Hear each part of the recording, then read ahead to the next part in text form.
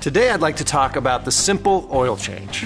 Well, the oil change itself may be simple, Dave, but there's some pretty important things to know about preventing oil sludge. Okay, I don't want to disrespect the oil change, so tell us more about oil sludge. Well, oil eventually turns into a jelly-like sludge. Now, sludge clogs up oil passages and keeps oil from getting to some areas of the engine, causing parts to wear out prematurely. And that means expensive engine repairs. So that's why you need to change your oil and oil filter on schedule to get the old oil out before it turns to sludge. You got it. Your manufacturer should have a recommendation for how many miles you can go between oil changes. They usually have a number of months between recommended oil changes. That's because detergents and other additives in the oil break down over time. Many automakers are extending their oil change intervals. That makes it all the more important to use quality oil and oil filters in your vehicle.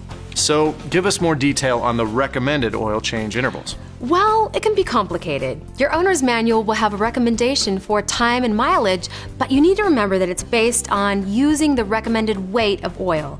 And if your vehicle came from the factory with synthetic oil, the recommended intervals assume you continue to use synthetic.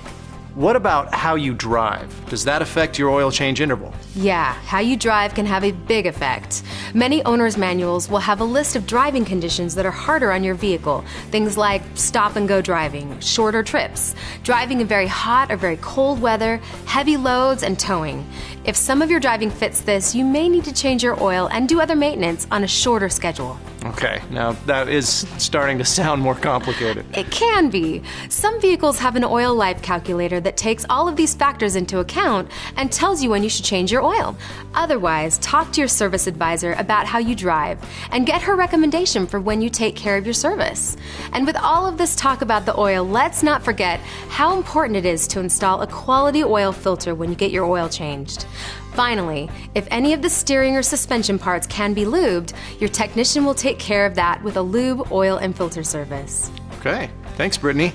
I'll never refer to it as a simple oil change again.